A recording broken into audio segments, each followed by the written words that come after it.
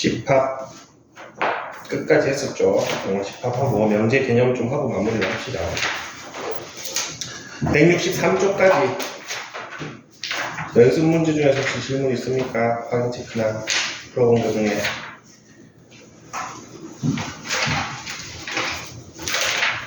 앞에서부터 할까?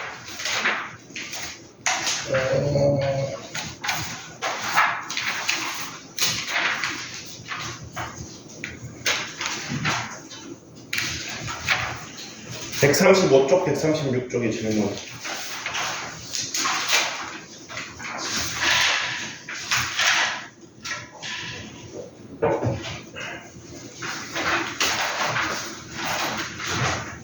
그 전에 했던 거지. 아직 없나?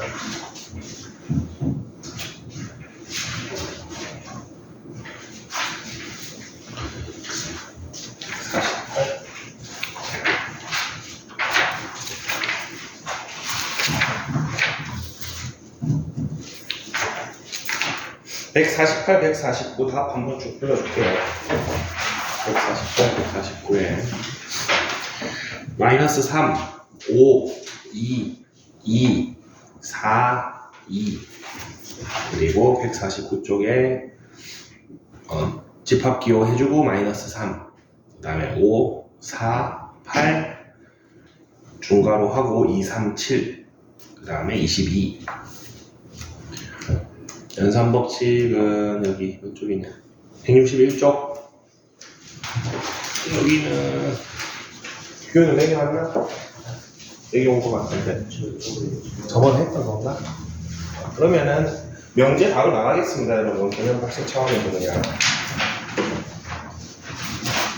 166쪽 봅시다. 명제와 조건 나와 있습니다. 명제는 참 또는 거짓을 명확하게 판별할 수 있는 문장이나 식이라고 했는데 명제랑 조건을 조금 따져줘야 됩니다. 조금 일반화를 해주자면은 조건하고 명제는 일반적으로 조건 하나만 가지고는 명제가 될 수가 없습니다. 그래서 조건이 보통 2개 정도 모여야지 명제가 됩니다. 그래서 예를 들어서 한 문장으로 해볼까?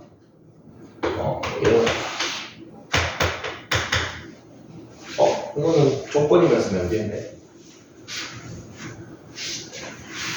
뭐가 있을까? 식으로 할까?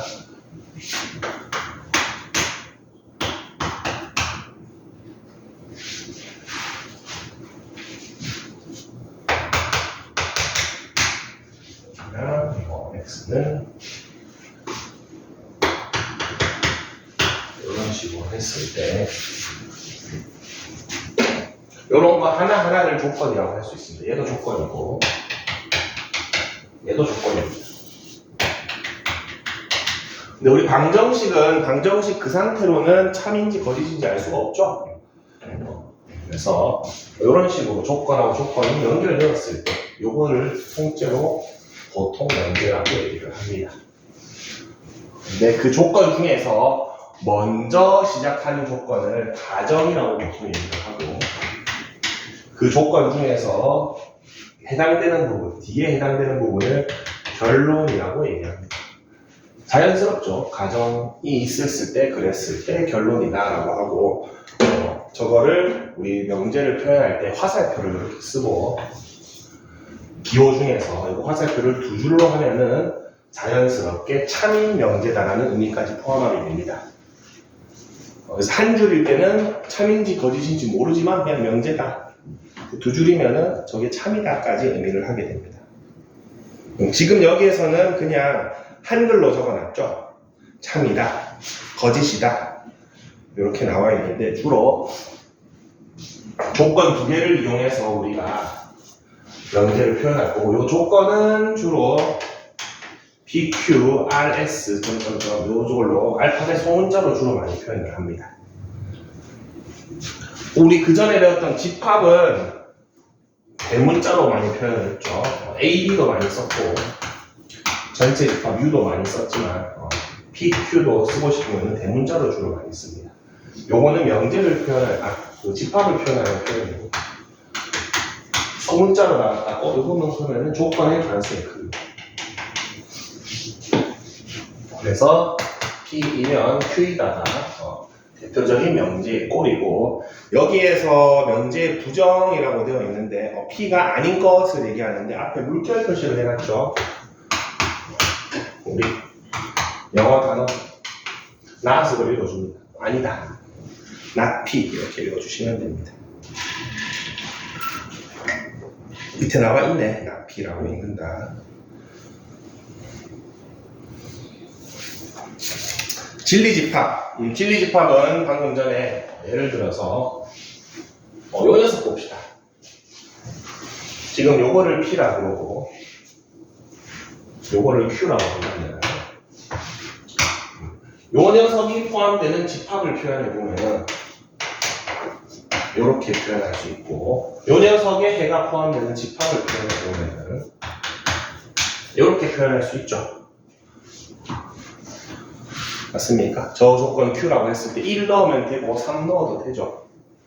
맞습니까? 이런 애들을 이 조건, 즉 이거를 명제를 참이되게 하는 그 원소들만 모아놓은 집합을 우리는 진리집합이라고 얘기를 합니다. 이런 식으로 외워했을 때는 대문자를 주로 써준다. 그렇죠. 여기 잘 보면은 명제가 참이되게 하는 원소가 아니라 조건이 참이되게 하는 원소죠. 그래서 조건 하나하나당 진리집합이 있습니다. 자, 그러면은 여기서 그냥 바로 하나만 더 합시다. 저 밑에 진리집합끼리의 포함 관계를 보면은 3이 1, 3에 포함이 되죠. 맞습니까? 그리고 요거는 참인 명제죠. 3이면은 요거 만족하죠. 그래서 요렇게 되죠.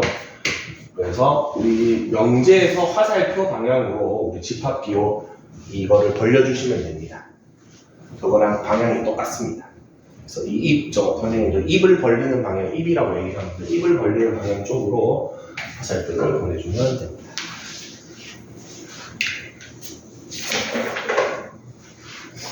그러다 보니까 우리 집합하고 명제하고 같이 뗄래야 뗄 수 없는 게 방금 전에 했던 not Q 있죠. not Q는 집합으로 표현하면은 Q의 여집합에 해당됩니다. 그래서 이게 같은 표현입니다. 그래서 여집합과 not이 같은 표현이다. 그리고 밑에 거는 얘기 많이 했었죠. 선생님이 또는이 합집합이고 그리고가 교집합이다. 똑같이 적용됩니다.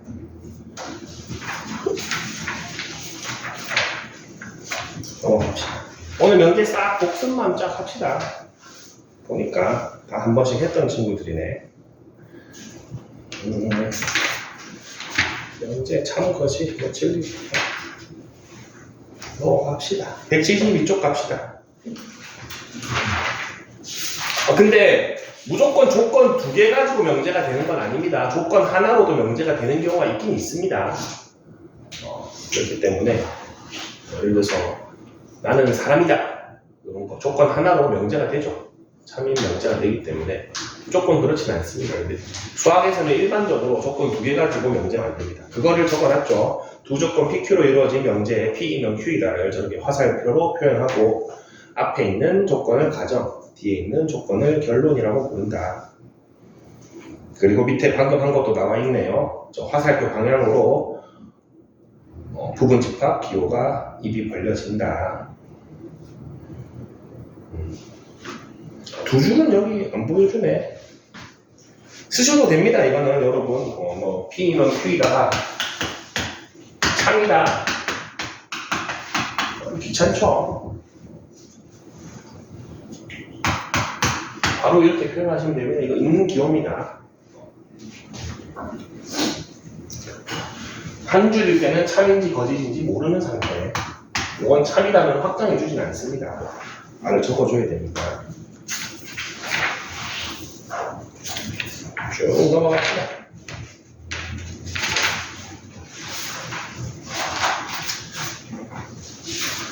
모든 어떤 또 넘어갑시다.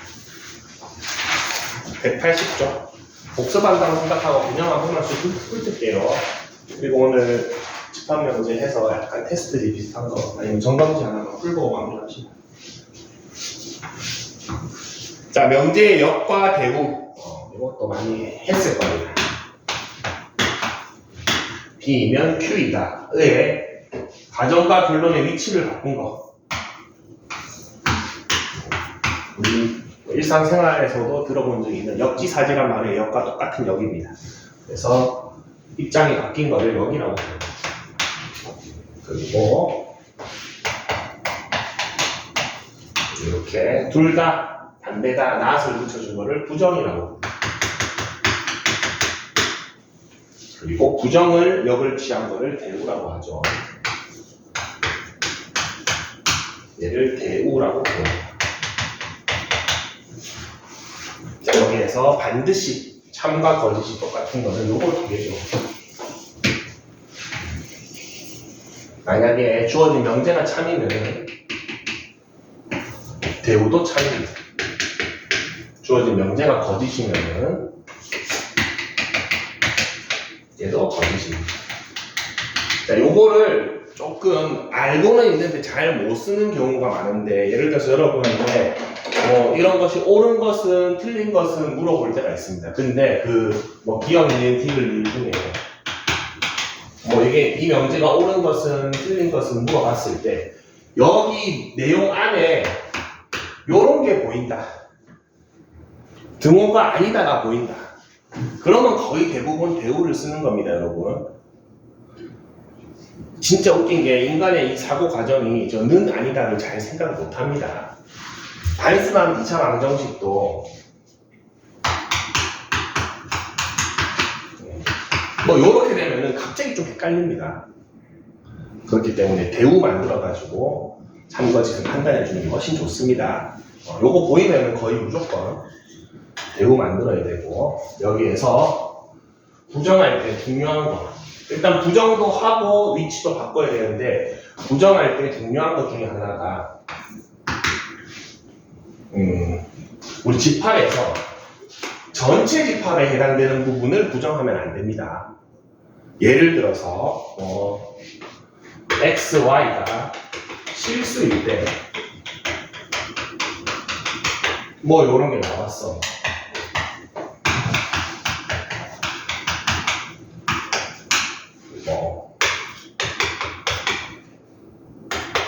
이런 식으로 나왔다고 칩시다, 문제가. 그래서 는 아니다가 있어가지고 나 이거 대우 만들어서 해야지, 그래서 위치 바꾸고 부정해야지 하는데, 그때 얘를 바꿔서는 안 되겠죠. 맞죠? 요거 부정한답시고 x, y가 허수일 때 이러면 안 되죠.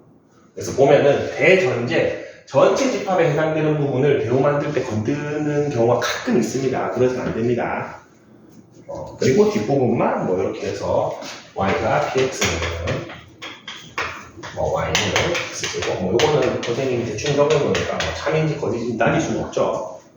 요렇게 나와있다. 바꿔서 풀면 된다, 이런 거는. 그래서 주어진 명제랑 대우는 참과 거짓이 같더라. 요거 여러분 계속 쓰이거든? 지금 고3들도 요거 또 쓰거든요. 각자리 가끔씩. 그래서 그거는 계속 기억해주면 좋다.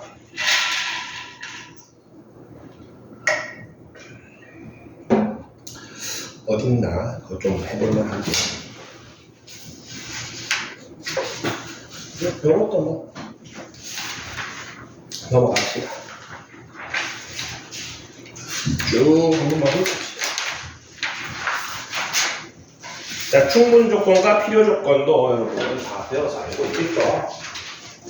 네, 여기서는 유의할 점이 하나 있긴 합니다.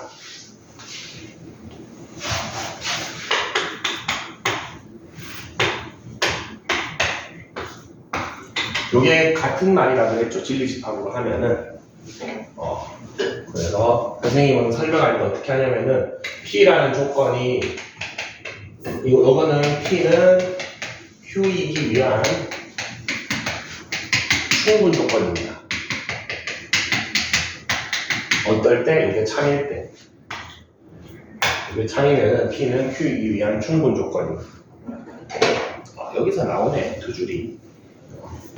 그죠? 두 줄이 나오네. P는 Q이기 위한 충분 조건인데, 여기에서 조건 P가 충분해서 Q한테 뭔가를 준다라는 느낌으로 생각하시면은 외우기 쉽죠. 안 헷갈립니다. 근데 이 느낌을 집합으로 가져가시면 큰일 납니다. 집합으로 가져가면은 이 상태죠. 집합으로 보면은 Q가 충분해 보이잖아. Q가 여유가 있잖아, 많잖아. 그래서 집합 느낌으로 보시면 안 되고 그냥 조건 상태에서 여러분, 조건 상태에서, 명제 상태에서 화살표를 주는 녀석이 충분한 애다. 받는 녀석이 필요한 녀석이다. 화살표를 받는 녀석이 필요한 녀석이다.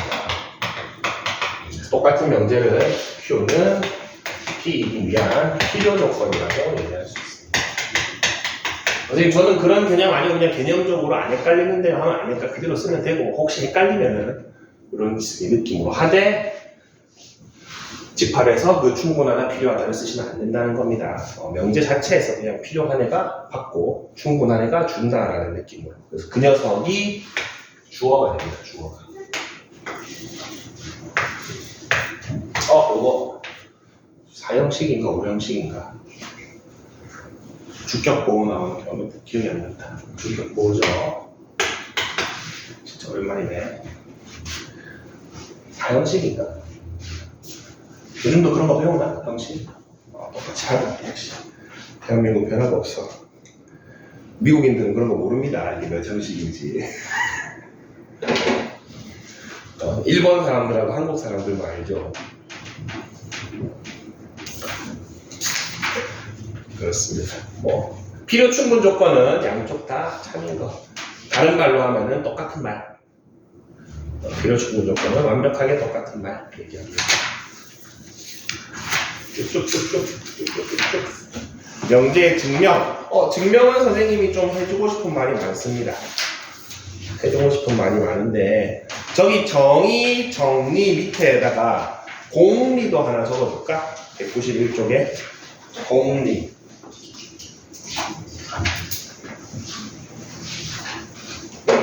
정의는 읽어보면 알죠. 용어의 뜻을 정확하게 한 문장.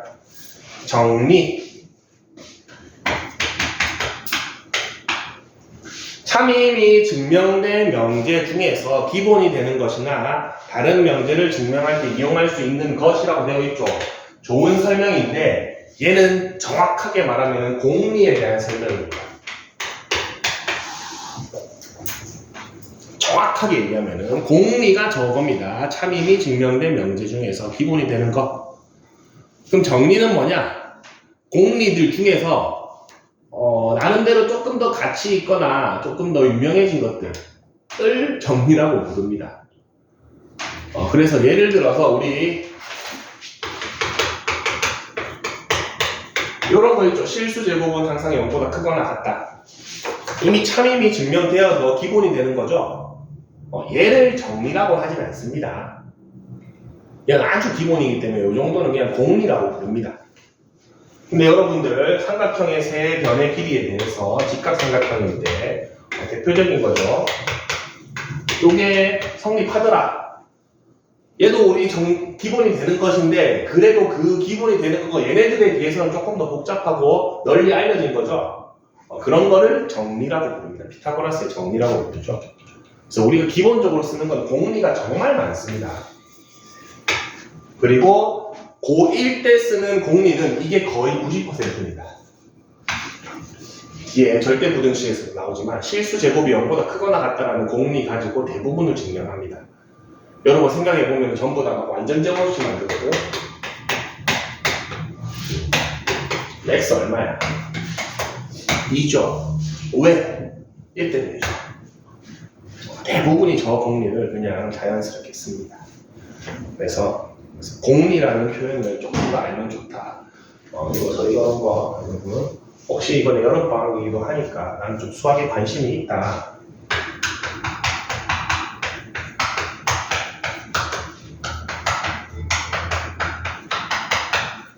이런 책 같은 거 하나 서점 가서 사가지고 보면은 참 좋습니다.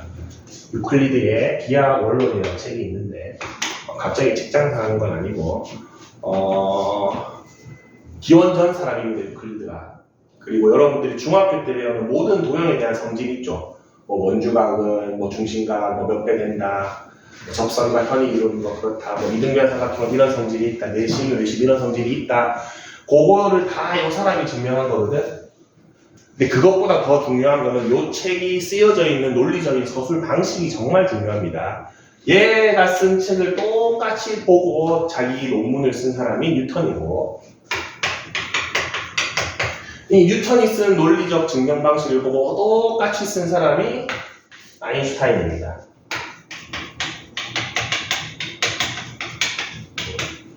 시대를 관통하는 천재들은 다 저방 보셨었죠. 어떤 거냐면은 제일 처음 유클리드가 제일 먼저 그렇게 서술했어. 공리를 가정합니다. 대표적으로 아인슈타인이 가정한 공리가 뭐죠? 빛은 우주상의 그 어떤 물체보다 가장 빠르다. 증명됐니? 아직 갈래를 못 찾았을 뿐이죠. 증명되진 않았습니다. 가정을 했습니다. 근데 이 공리를 가정하고 나서 이 가정이 틀리지 않다면은 그 뒤에 서술하는 모든 것들은 논리적 모순이 없게 만들어놨어. 그렇게 서술해요, 세 명 다. 논문을 보면 진짜 멋있어. 이 사람이 한 거를 똑같이 따라했고, 좋네 해서 따라했어. 그래서 육소 과학자들이 뭐 해? 빛보다 빠른 물체 찾으려고 노력하는 사람도 많죠. 그것만 트는 순간 뭐가 돼? 얘가 서술한 모든 증명은 다 거짓이 됩니다. 근데 요것만 절대로 틀리지 않다면 모든 증명이 참이 되죠. 유클리드가 기하학 원론을 쓰면서 가정한 공리는 몇 가지 있습니다.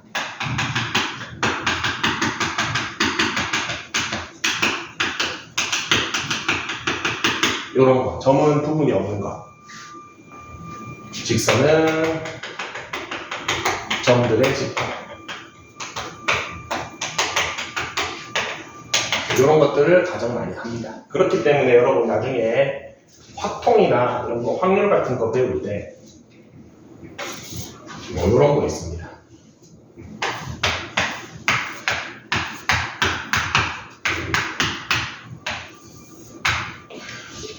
지름의 원주각은 직각이죠. 지름의 원주각은 직각입니다. 그러면은 요 4 곱하기 2 곱하기 2짜리 정사각형에 내가 화살을 쏘았을 때 아니면 뭐 점을 찍었을 때 찍어지는 점이 P라고 했을 때 APB가 둔각삼각형이 될 확률 이런 거 물어봅니다. 아니면은 예각삼각형이 될 확률 이런 거 물어봅니다. 자, 그러면은 이 원주 위에 점이 있으면 직각이 되죠. 그러면은 이 원주보다 바깥에 점이 찍히면은 무슨 삼각형이 되겠어? 예각이 되고 원주보다 안에 찍히면은 둔각이 되겠죠. 그래서 간단하게 구해볼까요? 반지름이 1이니까 파이 1제곱의 반원이니까 2분의 1. 이 요 넓이죠. 전체 넓이가 4니까 8분의 파이만큼의 확률로 다시 둔각삼각형이 되고 전체 넓이 4에서 8분의 8 파이만큼 뺀 만큼이 예각삼각형이 되죠. 직각삼각형이 될 확률은 0입니다. 왜 그렇죠? 점은 부분이 없는 것이고 직선은 점의 집합이기 때문에 이 점은 없는 겁니다. 점은 없습니다, 여러분. 요 사각형의 넓이도 1이고 경계 지점을 뺀 요거의 넓이도 1입니다. 선과 점은 없는 겁니다, 여러분. 그런 거를 요 사람이 가정했고 그거를 지금까지 쓰고 있다. 공리가 나와서 얘기를 했습니다. 공리라는 개념을 거의 제일 처음 썼습니다, 저 사람이. 그리고 우리 2학기 때 하는 게 지금 여기 집합 명제를 하고 있지만 앞부분에 도형 파트가 많죠. 읽어보면 좋습니다. 읽어보고 나중에 생기부에도 쓰고.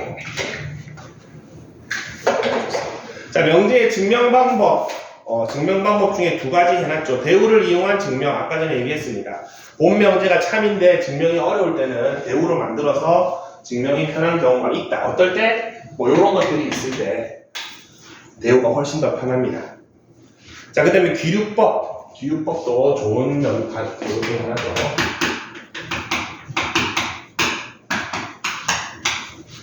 자, P이면 Q이라는 명제를 증명하고 싶어. P가 가정이고 결론이죠, Q가. 증명 방법이 어떻게 되나? not Q를 가정합니다. 자, not Q를 가정하라니까 이 가정하고 이 가정은 다른 겁니다. 요 가정은 뭐냐면은 if not Q라면이라고 하는 겁니다. 요거를 가정이라고 표현한 거야. 뭐라고 가정해보자. 그래서 결론을 부정해서 가정을 합니다. not Q가 맞다라고 가정해서 쭉 서술을 합니다. 논리적 서술을 하다 보다 보니까 말이 안 돼. 모순점이 발생해. 그래서 어디가 잘못됐지? 라고 거꾸로 올라가는 겁니다. 귀류, 관류하는 겁니다. 원래대로 돌아가 봤더니 처음 이게 내가 잘못됐었구나. 그러면은 not Q가 맞는 게 아니고 Q가 맞는 거였구나.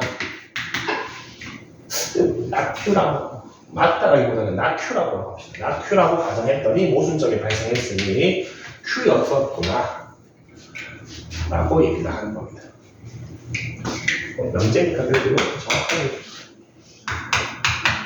이렇게 라고 가정했더니 저기서 잘못된 게 발견됐다.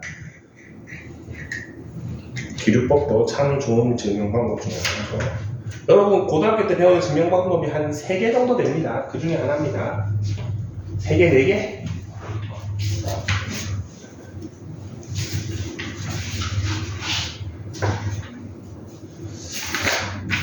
절대부등식 195쪽.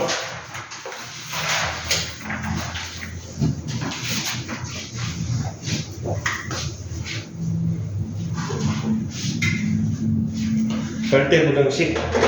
요거는 절대부등식만 보는 것보다는 요걸 보는 게 낫죠.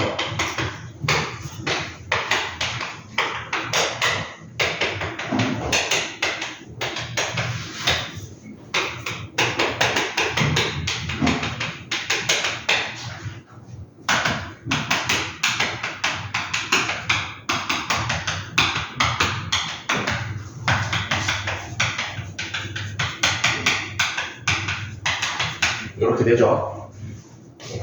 등호가 있는 식을 등식이라 하고 부등호가 있는 식을 부등식이라고 하는데 그 중에서 x의 어떤 값에 따라서 참이 되기도 하고 거짓이 되기도 하는 것을 방정식, 참이 되기도 하고 거짓이 되기도 하는 것을 부등식, 그리고 무조건 참인 것들을 항등식, 등식 중에 항등식, 무조건 참인 거를 부등식 중에 절대 부등식이라고 얘기하죠. 그리고 이런 녀석들을 참이 되게끔 해주는 값을 우리 근이라고 부르죠. 그래서 이걸 구하는 거죠. 이번 경우에서 이게 하나 나왔죠. 절대부등식이 은은하게 하나 나왔습니다. 뭐였더라? 무슨 1차식 있고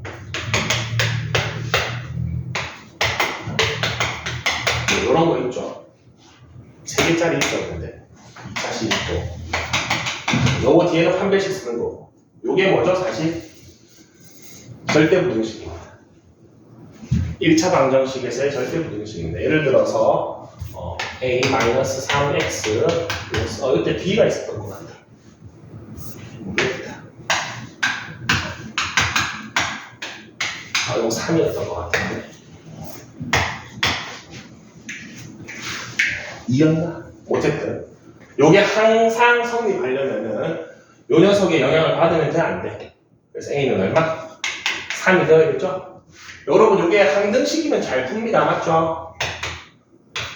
x에 대한 항등식이면 a 3, b는 마이너스 3이죠. 근데 여기 부동호 들어가 있으면 좀 헷갈려 합니다. 얘가 이미 영향 안 받으려고 0 처리했죠. 이 녀석만 0보다 크거나 같으면 되죠. 이 문제가 나오긴 했었습니다. 1차 부등식이라서 나올만 하긴 한데 절대 부등식이라고 따질 수도 있긴 있습니다. 이거는. 이런 것들. 그리고 부등식의 증명에 이용되는 실수의 성질 되어 있는데 저 2번이 거의 대부분입니다. 제곱하면 0보다 크거나 같다.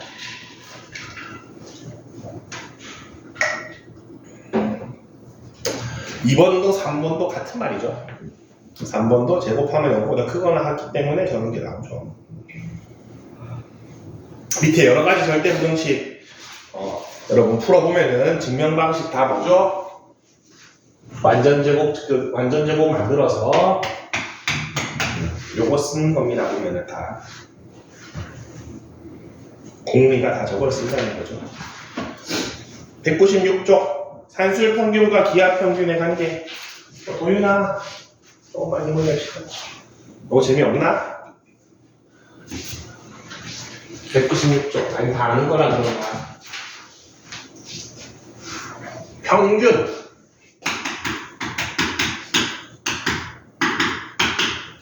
평균에는 여러분 우리 세 가지가 있습니다. 세 가지.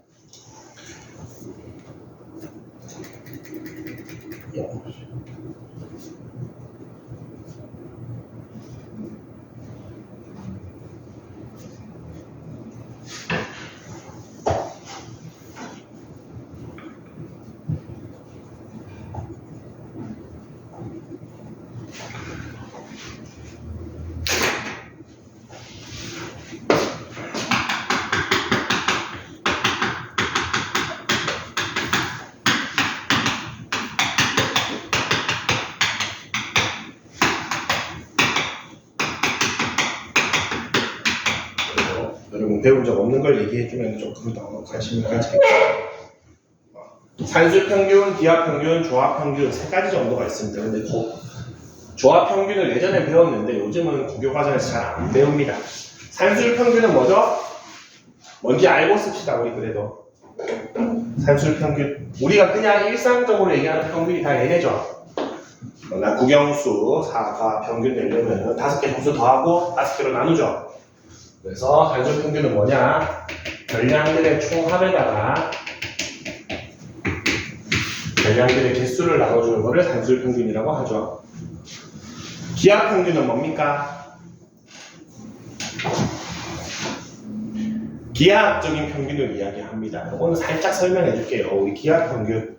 기하평균은 약간 차원을 도입해야 됩니다.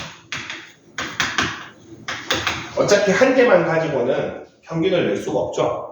2차원부터 생각합니다. 2차원에서 평면에서 이런 직사각형이 있습니다. 이 직사각형 2차원이 가지고 있는 기하학적 성질은 면적이죠. 넓이가 어떻게 됩니까? AB죠. 요거를 평균 낸다라는 거는 정사각형을 만드는데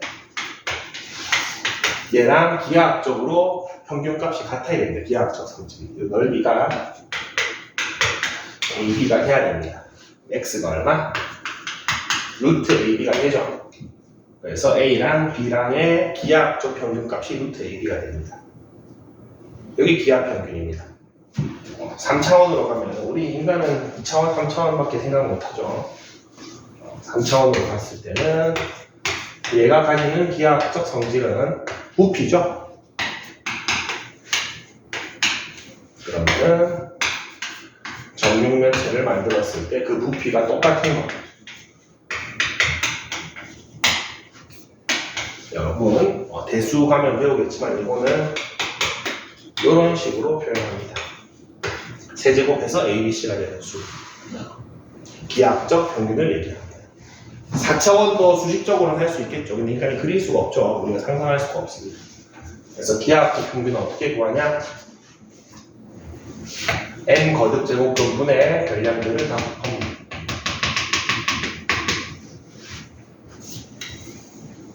조합 평균은 여러 개는 선생님이 모르겠다. 그래서 두 개가 있을 때 산술 평균은 어떻게 쓰느냐? 이렇게 쓰고 기하 평균은 이렇게 쓰는데 우리 루트 앞에 요 2는 너무 자주 쓰기 때문에 안 쓰는 겁니다. 얘는 제곱해서 AB가 되는 수죠. 그래서 너무 자주 쓰기 때문에 얘는 생략하는 겁니다. 원래 2가 있습니다 여기에. 그 다음에 조합 평균은 요거 있는데 이거 나중에 대수할 때 배웁시다. 대수할 때 배웁시다. 조합 평균을 여러분 알게 모르게 중학교 때 조금 썼습니다. 뭐 속도나 거리, 거속시 문제에서 이거 조금씩 씁니다. 네. 알고 쓰진 않았죠. 여기 들어가겠습니다. 그래서 요 세 개가 다 뭐가 성립하냐면은 절대 부등식이 성립합니다. 왼쪽 거 두 개는 증명하기가 쉽죠. 양변 제곱만 해주면 끝납니다. 양변 제곱만 하면은.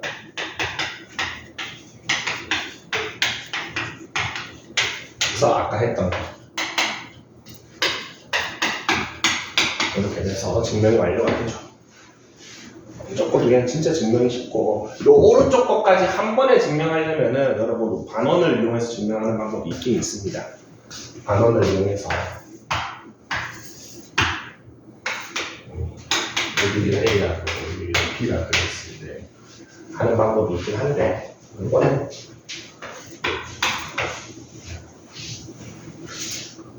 넘어갑시다. 이런 것이 있다. 그래서 여러분 산술 평균과 기하 평균의 절대 부등식 요거를 많이 쓰죠. 외울 때는 어떻게 잘 외웁니까? 요 이 넘겨서 외우죠. 맞습니까? 그리고 요 절대 부등식을 쓰기 위한 전제 조건이 뭡니까? 요거죠. 이제 이해가 되죠. 요게 양수가 아니면 얘가 역시함수 존재하지가 않죠. 산술 평균은 영향을 안 받습니다. 근데 면이 안 만들어지죠. 길이가 없어집니다. 맞죠? 그래서 기하 평균을 쓰기 위해서는 어차피 양수여야 됩니다. 그래서 저런 전제 조건이 붙는 겁니다. 자, 그리고 그 평균치가 기하 평균 입장에서 봅시다. 언제입니까? 정사각형일 때, 정육면체일 때죠. 그래서 저 등호가 성립하는 순간이 두 개가 똑같은 순간인 겁니다. 기하 평균의 정체만 알면은 여러 가지 성질들을 그냥 단순히 외울 수 있죠. 양수여야 되는 일도 거기 숨어 있고, 요 등호가 성립하는 순간, 근데 이 등호가 성립하는 순간 아까 전에 완전 제곱식 만들었을 때 등호가 되려면 이거 두 개가 같아야 된다고 생각해도 되고, 제일 작은 거는 정사각형일 때다. 정육면체일 때다. 그래서 제발 산술기하 이렇게 부르면 돼요. 산술기하.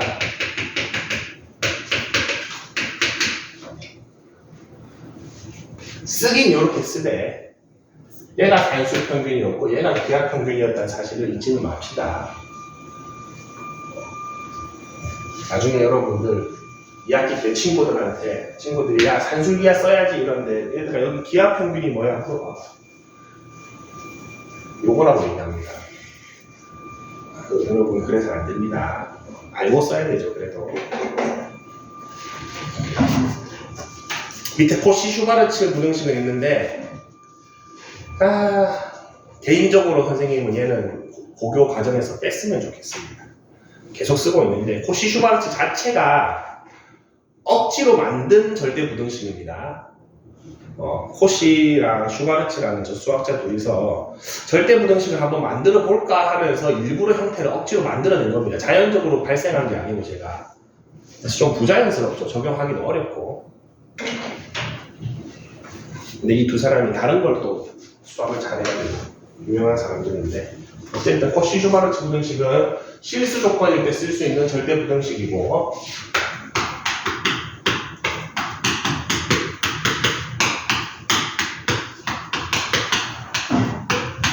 성립하는데 요거 증명은 전개해가지고 쫙 넘겨가지고 완제 만들면 똑같이 됩니다.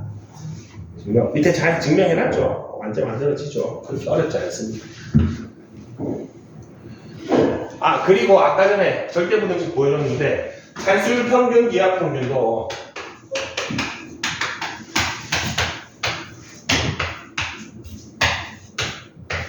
별량이 3개든 4개든 상관없습니다. 왜 여러분이 있다고 했지? 무슨 말인지 알겠죠? 4개여도 상관없습니다. 성립합니다.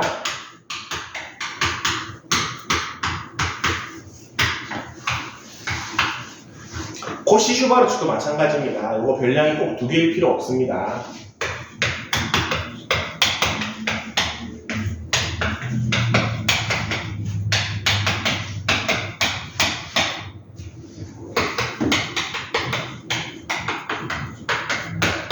아주 가끔 3개짜리는 나옵니다. 아주 가끔.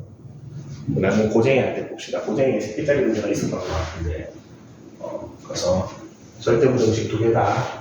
얘는 잘 안 나오고, 요거 때문에 요거는 대수를 배워야 돼서 알기 때문에 잘 안 나오는데, 코시는 가끔 3개짜리 나옵니다.